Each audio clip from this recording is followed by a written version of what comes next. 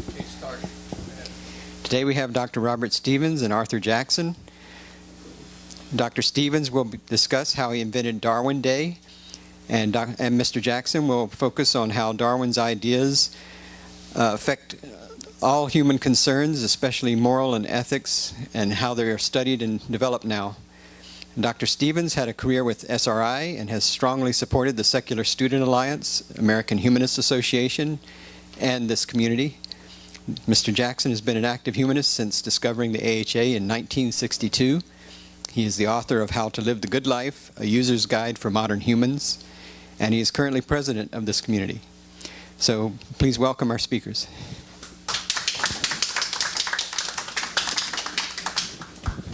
Thank you. I'll start for a few minutes celebrating Darwin, Darwin Day Plus. Darwin opened a door so vast and significant, all the rest of science and everything of value and interest to human beings must be interpreted within the context of Darwin's magnificent discovery, evolution by natural selection. That may amaze all of you, or even some of you, but I hope that by the end of the program you'll be more willing to accept that as a true statement. Today we will look at some aspects of this matter. First, we will discuss the invention of Darwin Day and related matters by Humanist Community in Silicon Valley member Bob Stevens, and then Arthur Jackson, which happens to be me, will talk about the implications of Darwin's ideas. So here's Dr. Stevens.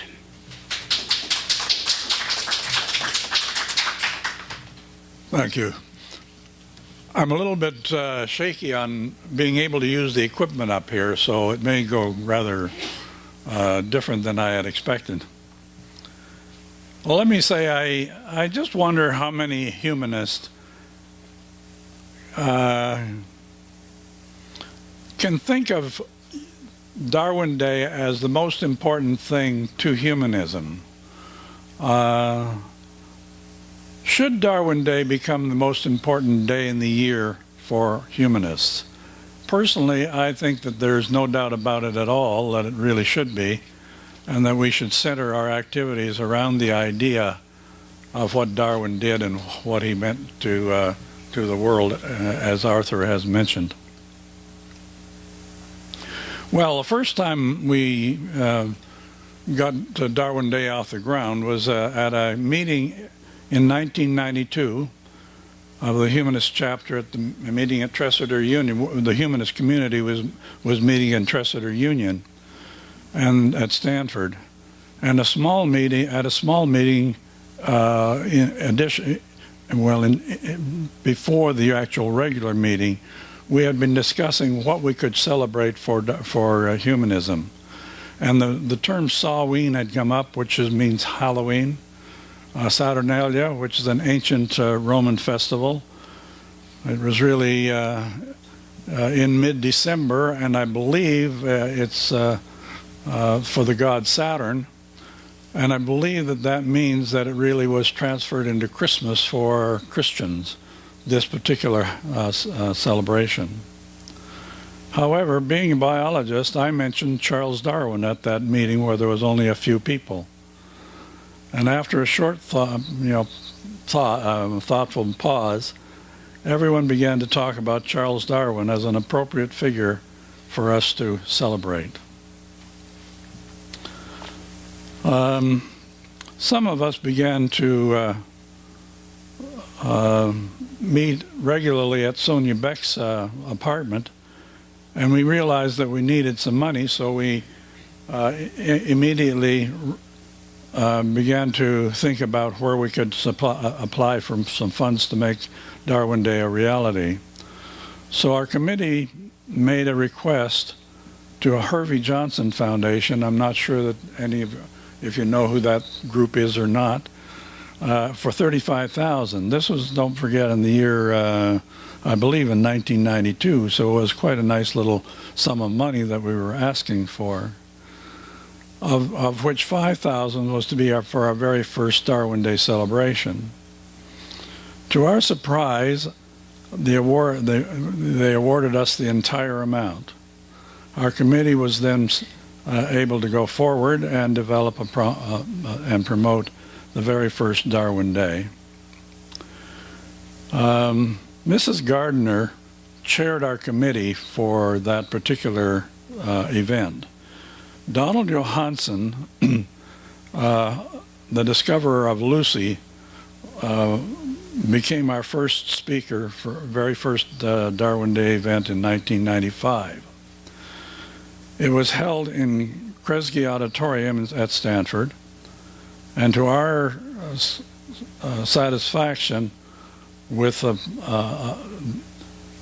this auditorium seats 600 people, and it was full to the doors. Many people were standing in the aisles and sitting on the seats across the auditorium, or on the steps across the auditorium. The poster that you see on the easel down here was created by Sonia Beck's, and 8 by 12 renditions of that were passed out on the Stanford campus. The following decade, so that's the way Darwin Day started, and I'm not going to go into all of the details of the next number of events that we had. The following decade, our community attracted named speakers, for the entire decade, attracted very named speakers, and was able to maintain an excitement for Darwin Day. That had been created. However, it was limited to our local community. So what I wanted to do is see if we couldn't open that up into a larger community, or a larger number of people that would be aware of Darwin Day as a celebration, as a something to celebrate. So the next step, in the year 2000, Matt Cherry and I don't know whether you know these names or not, but I think you should. Matt Cherry and Amanda Chesworth who at that time were working for Paul Kurtz, happened to be going from Los Angeles to San Francisco, and I arranged to have a dinner meeting with them at a restaurant on El Camino in Menlo Park. Before we left that restaurant that evening, we had agreed to build a Darwin Day website. At the same time, Amanda and the students group at the University of Wisconsin, which also included Eric Snyder, were involved in the development of a new college group known as the Secular Student Alliance. And I think you're all familiar with the SSA probably. It's on a very large number of campuses at this point, and so that's where it all began. By 2002, the website, I had become more involved in the establishment of the Darwin Day celebration with board of directors, my own board of directors that met at my home. And as luck would have it, a professor at Oxford University in England was coming over here to teach a course at Stanford, and it made it possible he needed a place to live, I should say, and so we gave him our house to live, and we went to England to actually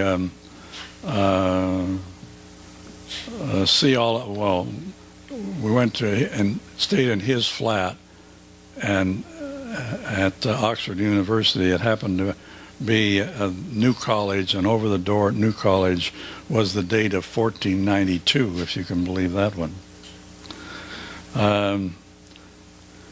So my wife and I began to travel around England where Darwin had been, and that's when I turned to this Darwin Day website, celebration website. This is the home website here, or portion of the website, and of course it has Darwin at his various ages of of his life. And it's hard for me to see what's on that particular. I can make it a little bigger. It's not so much the size that it is the lights shining on it. Never mind that. Well, that's much better in a way.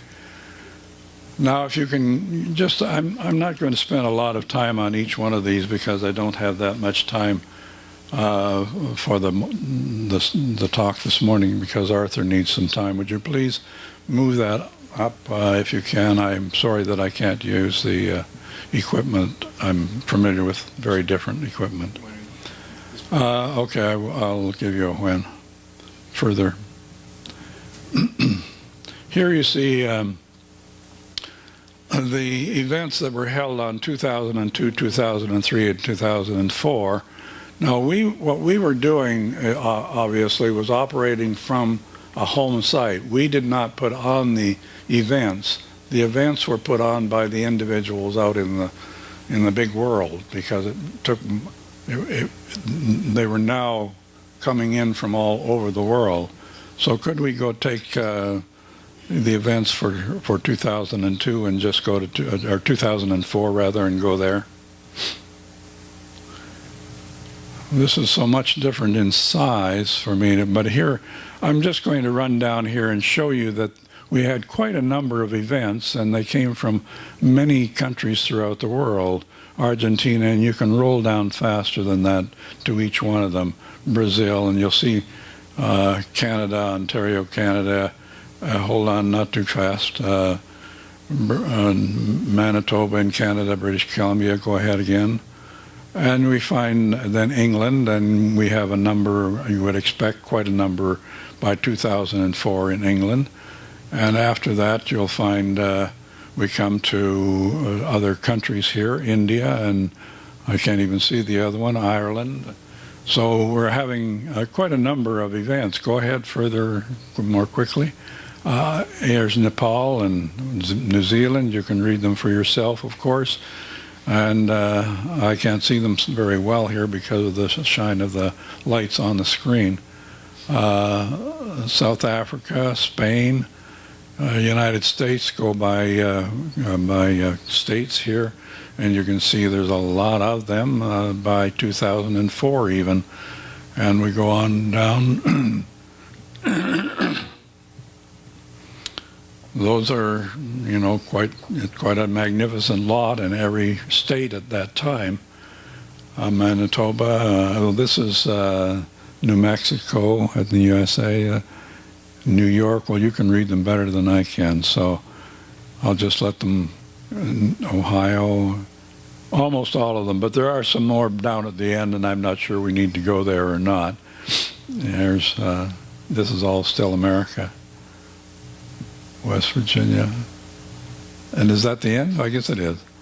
Well, you can see the Wisconsin is the in USA. So those are a large number of events that are taking place early on. Now then, oh dear, now I don't know where we are for you to go to. You want another year? No, I want to go to... Back to where we were? Yeah, you've got events here. Yeah, go up to the top, would you? Where I can see where we are. Here, go to Darwin's Okay, Life. Darwin's Life. Okay. And you ready for Shrewsbury? Shrewsbury, yes, let's go to Shrewsbury.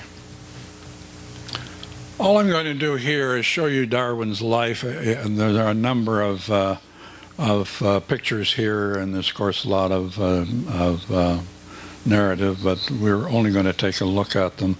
Here is the town where Darwin was born, and he was born at the home in the upper, sort of towards the middle circle there. That was the home.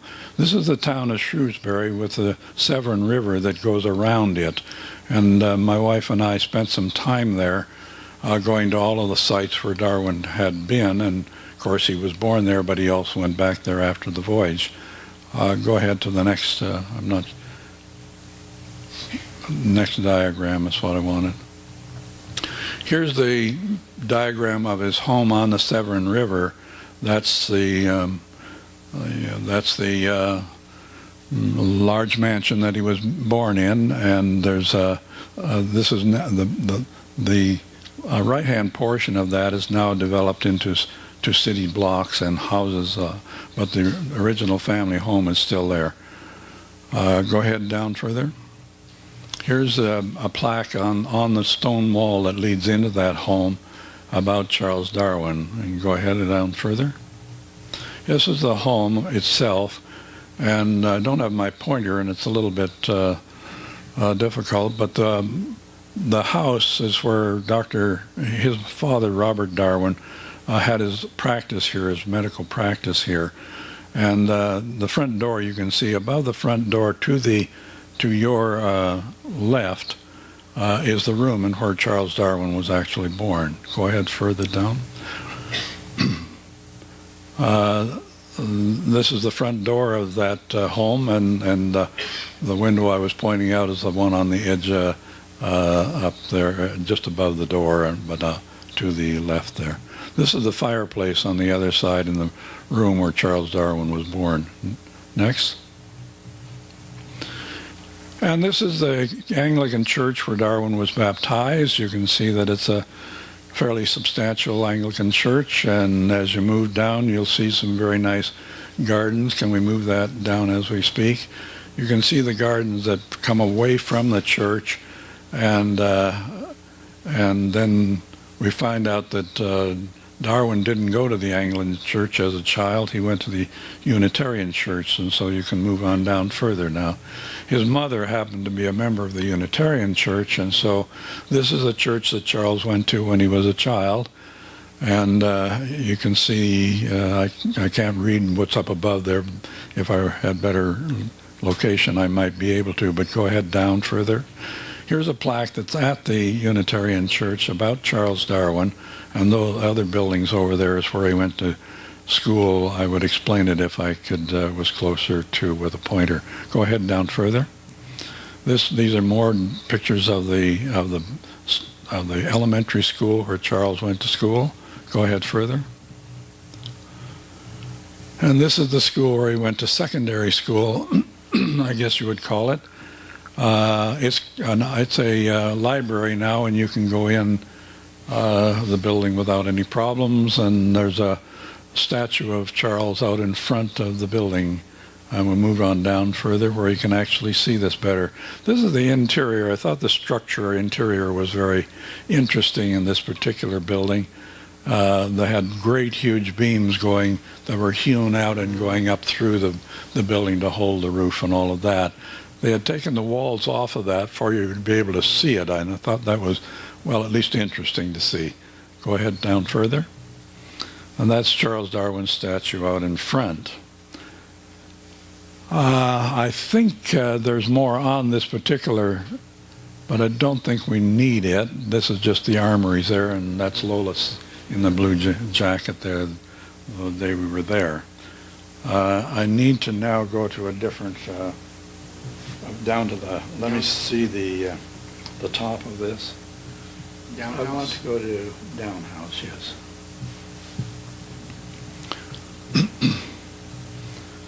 Now, most of you who know much about Darwin are going to realize that he was, his long-term home was at Downhouse South in the village. It was actually in the village of Down, which is south of London, England.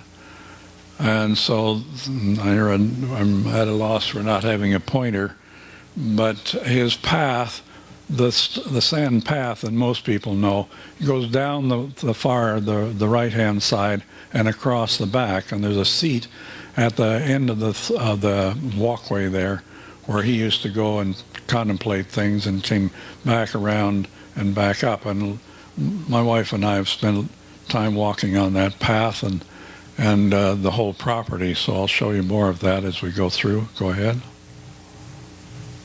This is the front door of that house, and it's very close to the street. That's not the street there, that's a driveway, but it is close to the street, and I wasn't able to point to it very well with the last picture. Go ahead to the next one. Here's the back of that building. Some of you may have seen it all right.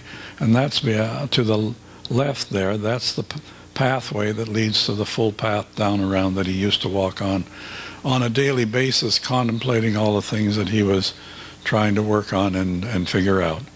Have the next one. Here's Lola, my wife, in the garden at the back. That's Emma Darwin's garden, and that's the two of us over there, where Darwin's workshop and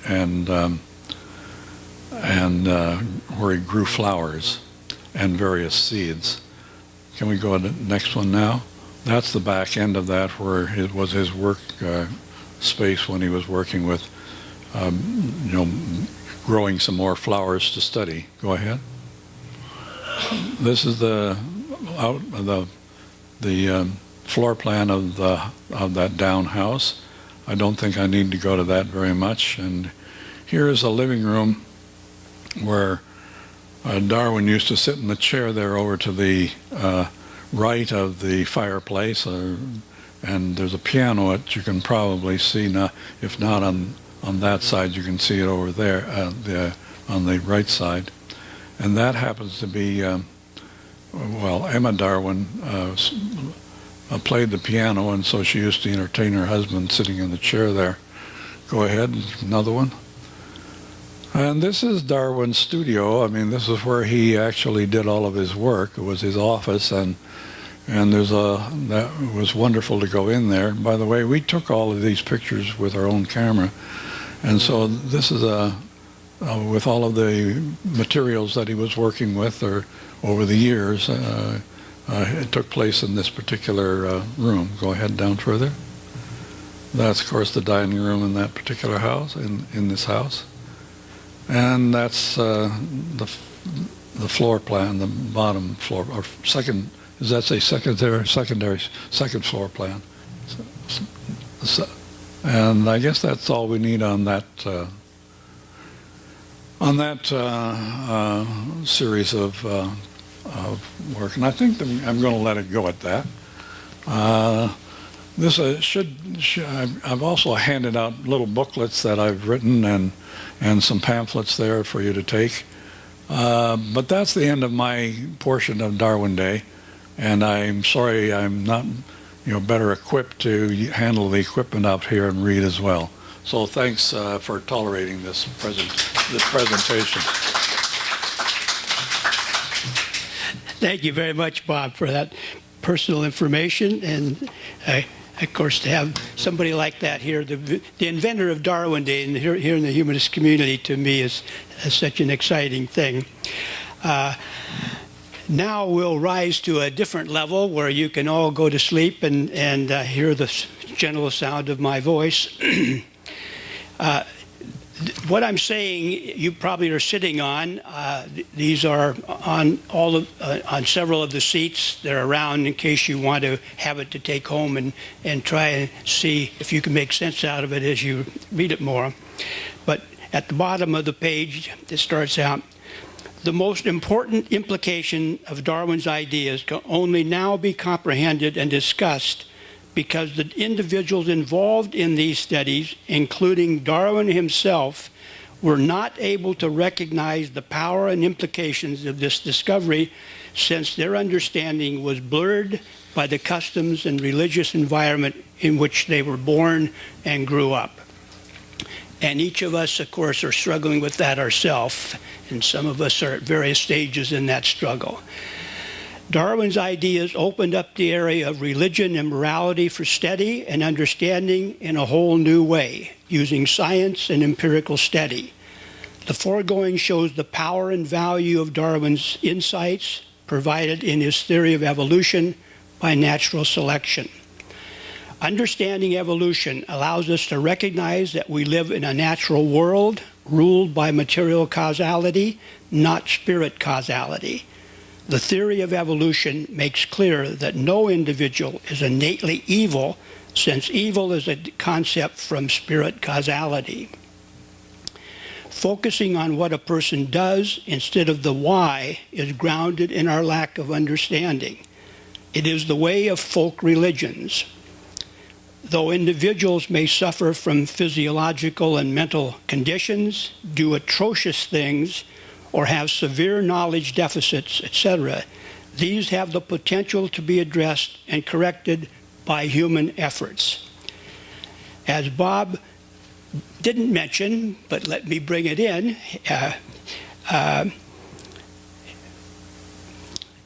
the elements of science that, before Darwin, any elements of science that intruded into the domain of the folk religion of the area was suppressed and their proponents punished by the religious authorities. But Darwin's ideas came at a time and place where things were changing, and his ideas and the way he grounded them on research made them too powerful to be suppressed, and this changed the paradigm that science had to be filtered through the church. After this, all science could be expressed freely. And actually, up at the top of that page where it mentions Huxley and Wilberforce, an interaction that many of you have read about, in which Wilberforce, the Church of England guy, was trying to put Darwin's ideas down, and Huxley was able to end up putting him down. And that sort of broke the idea that what the church leaders say is what has to be followed. And of course, it also related to the fact that England was ready for that kind of a move.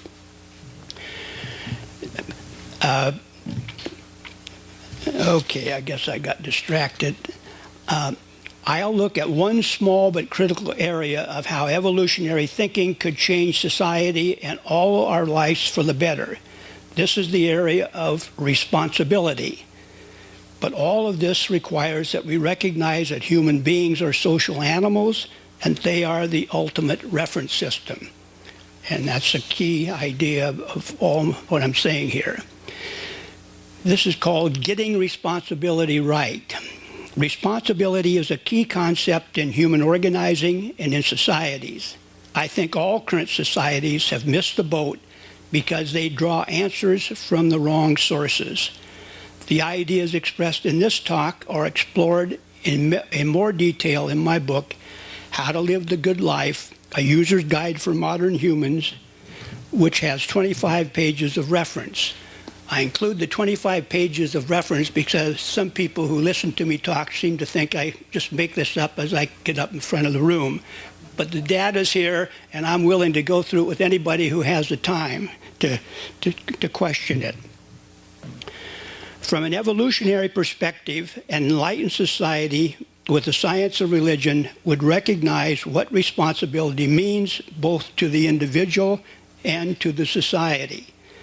I think the best approach is to achieve the foregoing is to start with the assumption that every person is responsible for all their thoughts and actions under every condition, while at the same time their society is responsible for their thoughts and actions. The thoughts and actions of every citizen, because societies are the source of the individual's indoctrination, teaching, physical affection, the feeling that their life has meaning. Responsible here means if they did/thought it or they didn't. Recognizing both sides of responsibility provides the way to produce the necessary changes to improve behavior and thought so everyone can achieve the naturalistic goal of religion, which is to help every person achieve a sustainable feeling of well-being. You can see there are embedded in all this some assumptions, and they're important assumptions that, again, I'm willing to talk about it anywhere, anytime, almost. Responsibility, as discussed here, does not lead to punishment and retribution, such as physical/mental pain or removal of social support.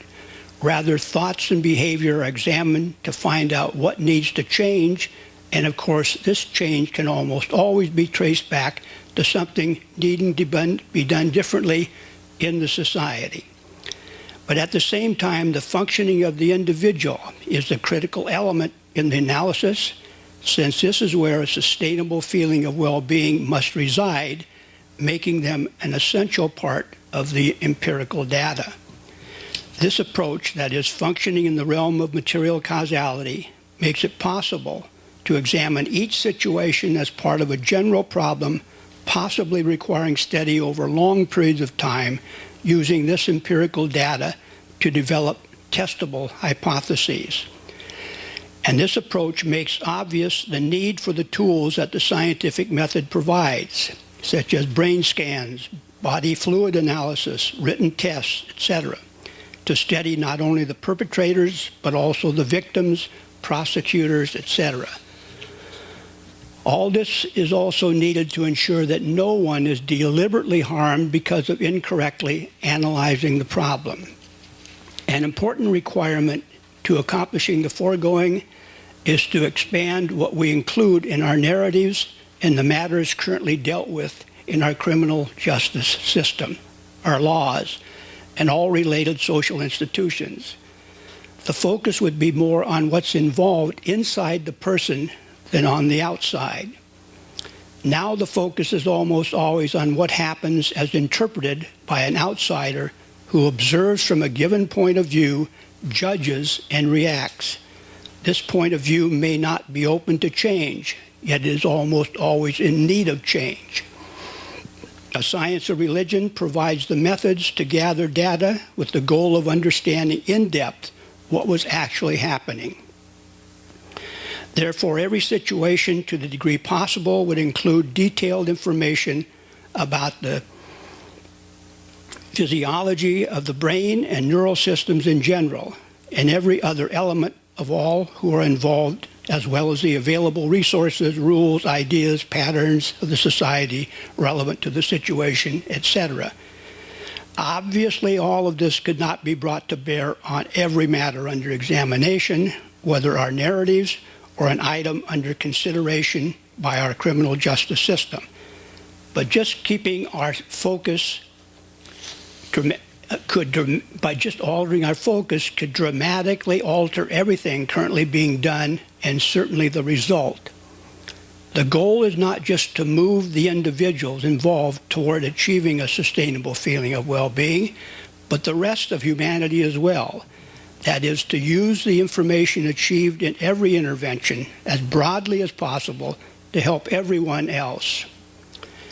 Part of the difficulty with society's current processes is that they are based on models from the domain of spirit causality rather than from the domain of material causality. Examples are, quote, people are innately bad and can only be saved by God, or that some individuals can communicate directly with spirits, gods, etc., to get desired information, end of quote. Spirit causality is used because folk religions lack the knowledge to produce evidence-based models. As a result, most of their assumptions are not evidence-based. Nevertheless, these individuals believe that they do understand why people do what they do. Evil forces control us. Selfishness, laziness, con artists, and generalizations like bad genes, abusive childhood, living in the wrong neighborhood, etc.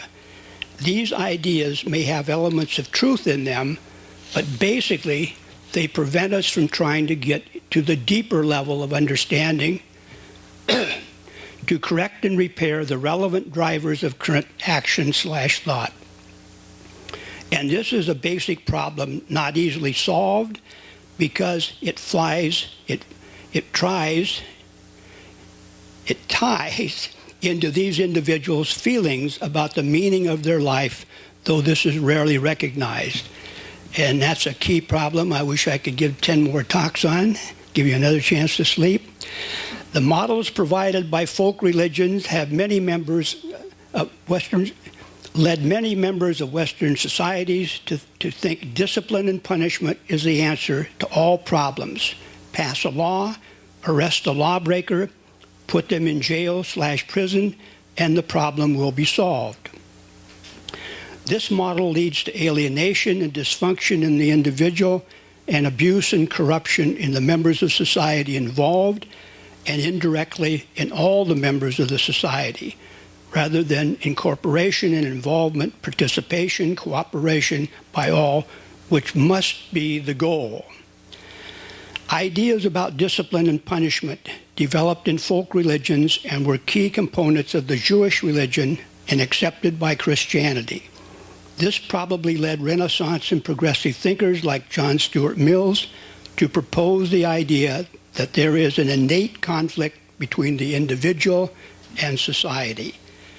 For science of religion, there is no such conflict. A good society, that is an enlightened community, and a good person, that is an enlightened person, naturally work together. Each supports the other. Each helps the other to function well. When an apparent conflict is found, deeper study in both individuals and society is required to resolve the conflict. Another dimension relevant to this discussion is the specifics of dealing with matters when one person harms another. Getting into the specifics of this involves understanding how people work. And an important part of this is the, quote, "I'm sorry, I forgive you" element, unquote. Since a meaningful "I'm sorry" must be sincere, it would require that the individual and the society gain the knowledge to recognize when an "I forgive you" is or is not yet warranted. This could take a while, since it might include deep therapy, etc., to get to the core of the motivations of the individuals involved and or the roles the society played in permitting, encouraging, etc., the things involved in this. Working with the individuals involved in the foregoing would also guide research to improve rules of behavior, education, knowledge, etc. These would include learning how the society supported/failed to prevent these behaviors and help create a society in which individuals naturally mature into their healthy state.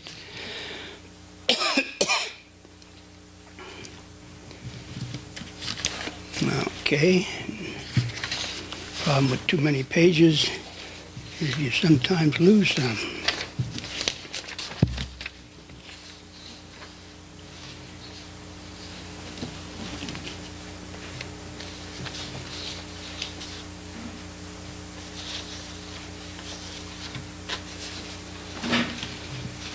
Okay, I think that takes me.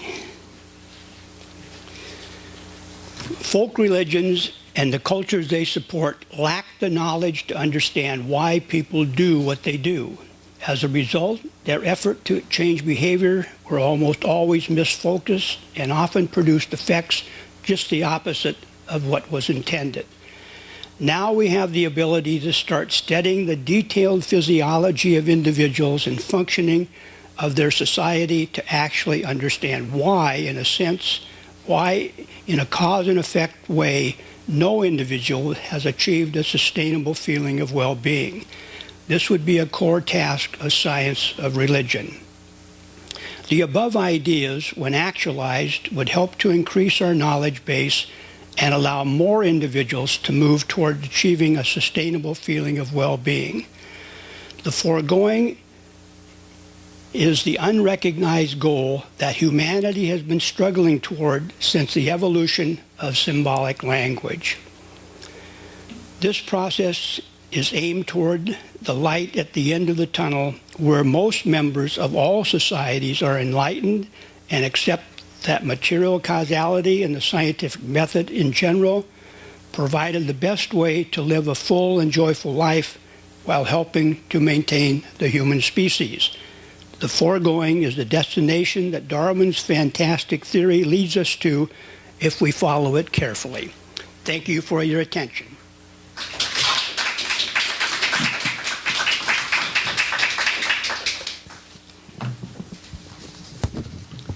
If you have questions, you might address them to either Bob. If you have questions for Bob, address them to Bob. If you have questions on my song and dance, address them to me. Yeah, in order to record the questions along with the answers, please wait for the microphone before asking questions. When you have the microphone, remember to hold it close to your mouth like I'm doing. And please identify yourself before the question. I'm Ed Yates.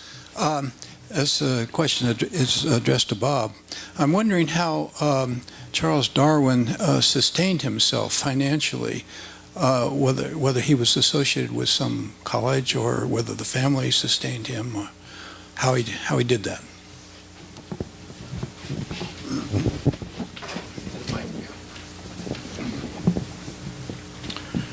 Well, it's a good it's a good question, but Charles Darwin never had any problems with money because his father was quite wealthy as an MD in Shrewsbury, and he actually bought Darwin his house and maintained. And of course, when he died, the resources were passed on to Charles. It was really quite a remarkable way to live, I suppose. But on the other end, it produced a great deal of information for us to ponder. Mr. Stevens, my name is Alice Hoagland. Question: it seems to me that there is an impertinent group of people that have established something called the Darwin Awards, which is awarded to people who are so unintelligent that they have managed to make themselves and the genes that they carry extinct. People who have died in ridiculous situations. Do you know anything about that, and do you condone them? Well, I'm afraid I don't know very much about them. What really surprises me is when you go to a source location on a computer for information, it's really fathomless the kind of approaches that people have to real world problems and to an intellectual discussion of them. So it's just, as I say, fathomless. I don't understand why we have so much confusing information parallel one after the other on our search engines.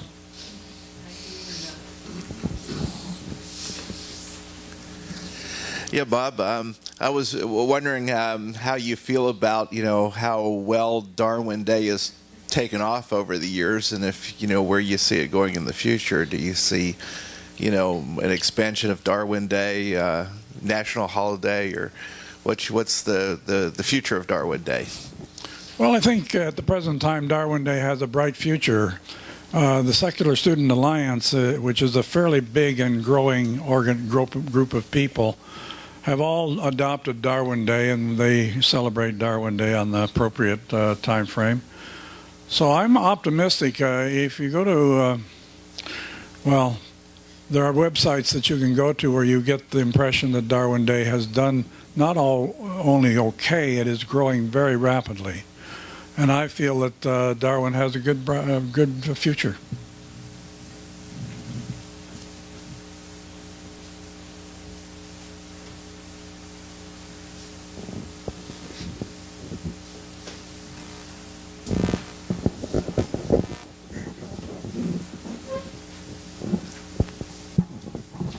Oh, Art, this is a message. This is one for you.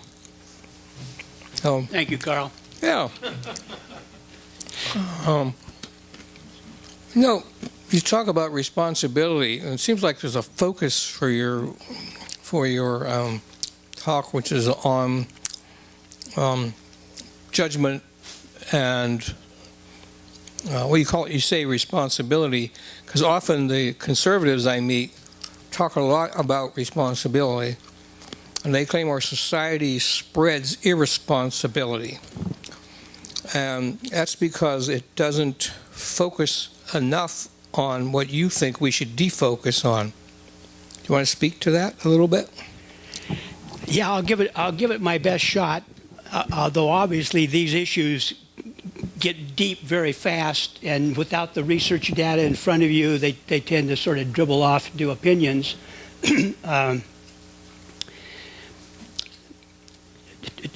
To my mind, unless we recognize, and it seems to me that this is what Darwin's ideas open up. It would bring us into the world of material causality rather than spirit causality. So we look at people as they really are, rather than some fantasy. And we all have been raised in a fantasy of what people really are. And there was a hard time accepting Darwin's ideas because it couldn't be recognized that human beings had relationship to any other living species on the planet. We were a special creation. It required a power beyond anything we could comprehend to allow us to even exist. And when Darwin showed us, no, if you just follow the fossils, etc., they go from way simpler to something complex as a tiger or a human being. And in that same regard, the ideas, a lot of our ideas come from the Greeks.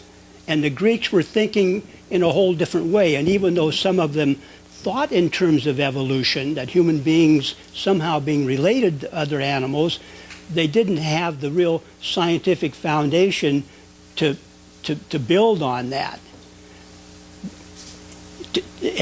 But to my mind, if we think of the life of a hunter-gatherer as sort of being the environment in which we all evolved, and we are all, our genetics and our ways of thinking are deeply embedded in that whole lifestyle. And that was an environment where everybody cooperated, they shared, they supported each other. We all need that kind of support. But in our society, to say, well, I'm a self-made person. I did it all, and I can do it again. And that's the kind of model we hold up and think we interpret each other like that, rather than realizing we are, in fact, all, we are all, to live a life of joy. My conviction is we need to live in an accepting environment where we are part of each other and where we accept each other. But we recognize people can make mistakes, and we don't have a good way of correcting those mistakes. I hope many of you will come to next Sunday's program on rational emotive behavior therapy, because to me it starts getting into how people really function and how to alter that functioning so that we can be in more, so we can actually take responsibility for what we're doing and recognize somebody doesn't make us angry. If there's anybody in this room who realizes nobody makes you angry, I'll say you're one of the rare persons here and have had some good experiences. Because in America, we're convinced somebody makes us angry, somebody makes us sad, somebody disappoints us. All those things that we realize, in fact, are processed in our own brains and come out of our own way of valuing a certain activity and putting it into a bag that it's their fault. And I'm not saying people don't do things that hurt us, but we have to recognize we're part of that process. And I guess without some guidance, I can't go any further. And I know I didn't maybe even get to your question, but if you'll focus on it. Well, just to clarify, what I hear other folks talking about is that if you walk up to somebody and forgive them, they shoot your brother, and so you forgive them, right? Then what's the consequence? What's the negative consequence of that activity? See, and so in your case, you are diminishing that part of it because you say, well, I'll forgive him. Or altering it, I would say, significantly. So tell us how you're altering it. Yeah, okay. First, let me say, I'm trying to throw out some ideas to sort of lay a foundation to work from. How it would actually end up, I can't really predict because I don't have that kind of an ability. But I'm saying when we look at societies in which, rather than, see, if somebody walks up and shoots your brother, I want to know. I mean, I'm not saying, oh, well, he probably came from a broken home, so it's okay to shoot your brother, but the heck, it's done all the time. I see movies where, every week. The point of it is, we come with a certain point of view. The point of view, we look at what was done, and we don't care about why it was done. Because in our cultural indoctrination, why somebody did something is relatively irrelevant. It's what they did that counts. And yet, from my perspective, if we look at to why people do things, we can start to develop processes to make them not happen. Now, in America, for the last few generations, we've had this concept of tough on crime because everybody who had any sense at all knew that if somebody does something and you punish them, they'll stop doing it. Or at least if they're in jail, they won't do it. But none of them either had the foresight or the brain power or cared to think what happens when you put 2% of your population into a prison for their life and have to maintain them. That takes a hell of a group of productive people out of production. But if you just automatically say they did something bad, therefore we got to do this terrible thing. Killing them is maybe cheaper, some people thought, but that's not easy in our society. Yeah, so it's kind of close to the all or nothing of the voting that we do. You're either guilty or not guilty. You're Exactly. punished or not punished, and only in more or less one way. Right. Although we do have some variations in lengths of time people are punished or whatever, trying to get at what you're talking about. Right, and there have been some efforts. In fact, and I've told this story before, it turns out in this particular area, one of our members, as a matter of fact, Hank Giretto, developed a process for dealing with a particularly egregious, terrible, awful thing that happens. That some people say, when you do that, hanging's too good for you. And that happened to be incest. But Hank Giretto, because he came from a humanist perspective, says, okay, why is this going on? And he got into it from the other end. When this happens, here you have a wife and a mother and a child, usually a daughter, going through a tremendously awful struggle to come to grips with that. And yet the solution to the thing is so easy. He set up a process of dealing with this was, to the degree he had records, 100% effective. And yet when this got into the mainstream, this was going on, because before nobody would do such a thing as that. Oh, it happens in the Bible, but you know what the Bible means. And so it's just a matter of ignoring reality rather than looking at it in an honest, effective way. And our laws certainly do not look at illegal behavior or antisocial behavior in an effective way to really get at it before it happens. But the point of it would be, how can you create an environment? I mean,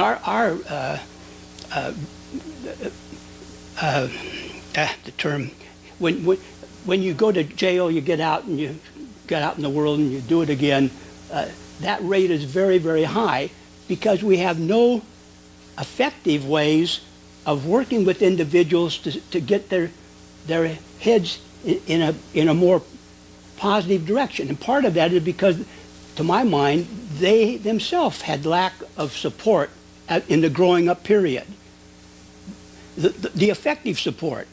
And any of us who have raised kids know it's really hard to know sometimes what's the proper way to deal with this. This is happening. What do you do about it?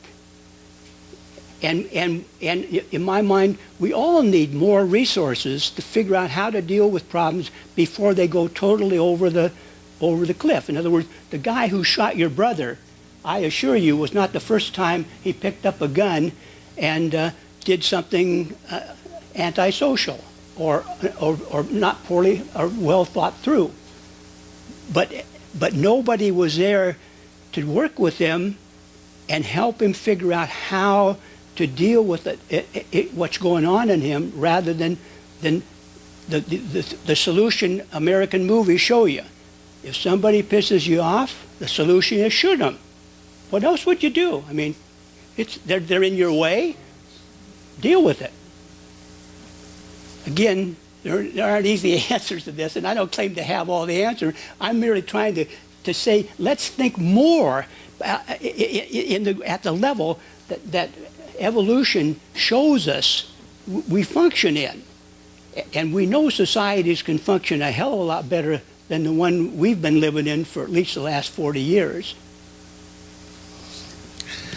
Yeah, Arthur, or Bob, either one of them, you can both speak to this, but Darwin started out with the concept of evolution, and he had a fairly primitive idea how that works, and the evolution itself has evolved over the years. And, now we understand that we live in a universe where stars evolve into astronomers. And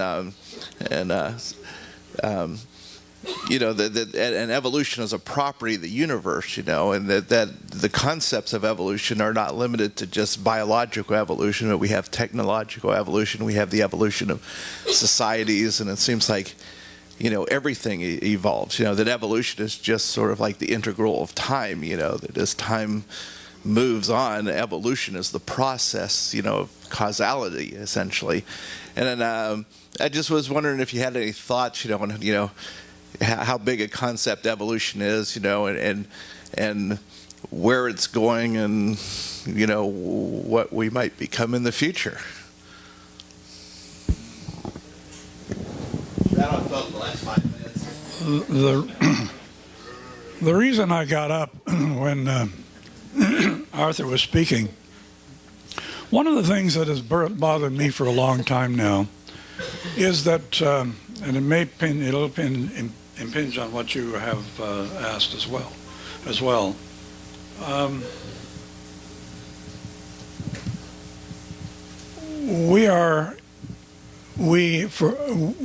We now believe in evolution. Don't forget the fact that most people still live under the idea of one religion or another that did not evolve, it has always been. I've begun to think in terms of, the Egyptians had a religion that was probably, we know very little about it, other than that they built great big pyramids and stuffed their leaders in there. And they expected something to happen in the long run. But then we have the what I wanted to bring up is the mythology. What they were believing was clearly a mythology. Well, that was transferred to the Jewish people, who believed that the water parted so that they could cross a whole river or the bay, and they spoke to something in the burning bush, and they were out in the desert for 40 years, and the manna came down. All mythology. Then the Jesus story come along. Still more mythology. We live under mythology, and even the latest, or perhaps the most recent, was the Mormon tabernacle and their mythology. And you have people drawn to those mythologies in enormous numbers. And that's one of the things that we fight against now between science and mythology. And I'm not sure what the winner is at this point, but I've seen a lot of evidence that mythologies are just drilled into the minds of 90% of our population, and they accept it, and they live under a very severe myth. And so I just pass that out for you to think about, in terms that you may not have thought about them before, that we have this series of mythology, and religion is mythology, and we have been indoctrinated with that, so that we can't get away from these terrible consequential mythologies. And now we know that evolution does not require, in fact, it was Darwin and Darwin's people that took the mythology away, took the interpretation of science away from the church with that discussion with Wilberforce and Huxley. I don't know whether you can identify with that particular discussion or not, but that's when science was able to take the interpretation of scientific information away from the church. And so good luck in the future, I guess. I feel that I'm here during a very interesting time, but I don't know where the future is taking us either. Hi. I would sort of throw in on your original question, because what it brings to my mind when you say the things you did is a word called transhumanism. And transhumanism is the idea that we can re-engineer human beings so we can maybe even walk on water or whatever. And my own feelings about transhumanism is the people promoting it, and I've interacted with some of them, to my mind, haven't even gotten into what is a human being really. What are we really? And at some level, the things Carl was bringing up gets to that point. What is a human being really? Are we people that just randomly shoot each other or strangle each other or steal money from each other? Or are we more than that? And in my mind, I think we're much more than that. And to me, what humanism is about, how do we dig into that in a way that isn't currently being done? And my feeling is, if we could be effective in that, maybe we could make a dent, and at least be a blip on the which I'll call the religious category, because for me, humanism is in fact a religion. It's a worldview. It's a way of interpreting the world. It's a way of building your myths. In the Campbell definition of myths, science is producing myths. The myth that, and it's not that it's not true, or as true as our data shows, but it goes beyond the truth to something that involves human beings and directs us. The fact that 13.7 billion years ago or whenever, out of nothing came something, and then through the evolutionary process you point out, we take these protons and pretty soon we have more whatevers, and whoop, poop, and then there's a monkey. And we know once you get a monkey, you surely get a human being. So it's a matter of trying to get to the depth, because the depth of the thing is really the quality of each individual's life. It goes beyond even the society. It's the individual's life in the society. And for me, that's the point that's always interested me. And I don't like the idea of sacrificing one person to save more. But on the other hand, I know there's times when that would happen. And I know if I cared enough about a society, sure, I'd sacrifice my life. I hope I wouldn't wear a vest and go into a group of innocent people and pull the pin. But at any rate, it's a matter of where does our reason for living come from? And I know that's not a thing most people think about, because they think it doesn't come from anywhere, it's just there. But it does come from somewhere. And to my mind, that's the realm where you really start digging into it and figuring out, where you start seeing yourself as you really are, rather than the fantasy state you've built up over the years you've been around.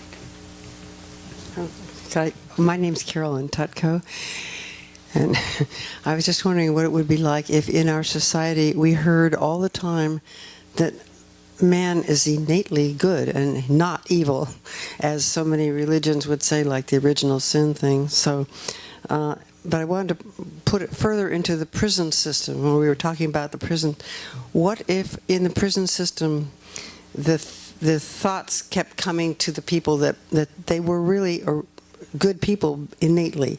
Would that possibly be a way of therapy or something? I don't know. I don't know if it would work.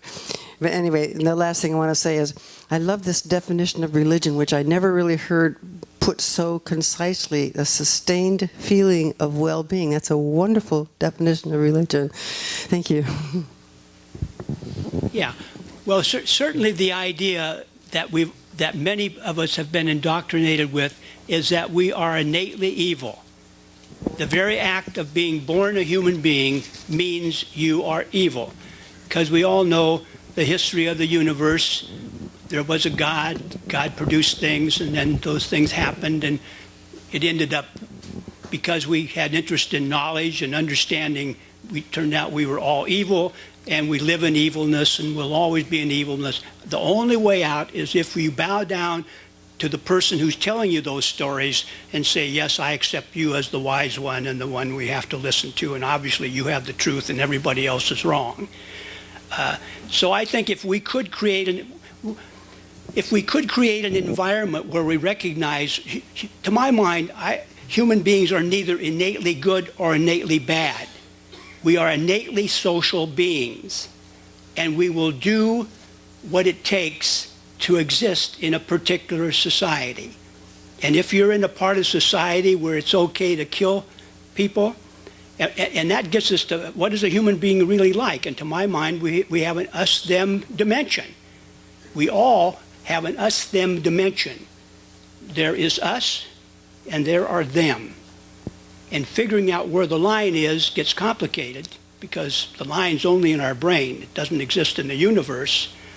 But it's in that realm where any person can be them, and if they're them, they're worthless. Their life is of no value, so killing them, no big deal. And of course, that's a history of the world. But we could go on. Thank you, Bob and Arthur, for your presentation and for answering our questions.